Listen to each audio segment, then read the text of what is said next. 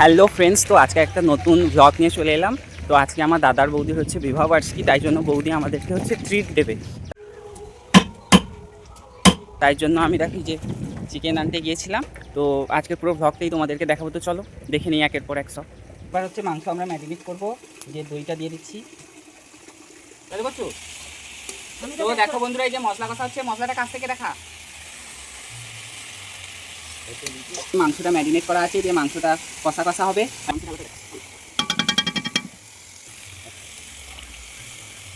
এবার হচ্ছে মাংস দিয়ে দিয়েছি, মাংসটা এবার কষা হবে, দেখতে থাকো তোমরা। তো বন্ধুরা, আমি তো মশলাটা কষিয়ে দিয়ে স্নান করতে গিয়েছিলাম। এবার হচ্ছে বৌদি এবার মাংসটা লাটছিল, মাংসটা তোলার পর। তো মাংসটা কেমন কষানো হয়েছে সেটাই তোমাদের দেখাই চলো। তো দেখতে পাচ্ছ মাংসটা কেমন কষানো হয়েছে, দেখো বন্ধুরা।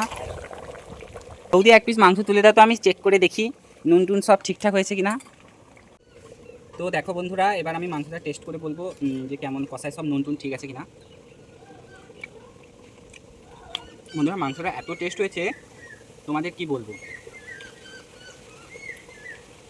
মাংসটা অসাধারণ খেতে হয়েছে। এবার যারা খাবে তাদের কাছ থেকে রিভিউ তোমরা শুনে নেবে। যেগুলো নতুন জামা পড়েছে, আর এই জামাটা কেমন লাগছে বলো তো।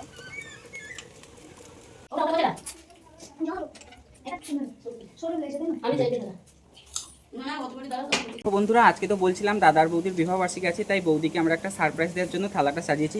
তো বন্ধুরা, থালাটা আমার দেউ মানে আমার ভাই আর বোন সাজিয়েছে। কেমন হয়েছে তোমরা বলো। বৌদি খেয়ে বলো কেমন হয়েছে, তোমার জন্য তো সাজিয়েছি। দাদা বাড়িতে থাকলে ভালো হতো বন্ধুরা, কেক টেক এনে কাটা হতো, কিন্তু দাদা মাংসটা টেস্ট করো। মাংসটা আমি আর বৌদি মিলেই রান্না করেছি। সুপার হয়েছে। বৌদি আবার দেখো, সবার ফার্স্টে আলু ভাজাতে ভাত নেই খেয়ে মাংস তুলে করে খেয়ে নেবে পুরাটা একদম মুখে। দারুণ হয়েছে, দারুণ। না খাওয়া আমি না, এটা খুব ভিডিও করে ফলো লাইক করে দেবে। Subscribe tata.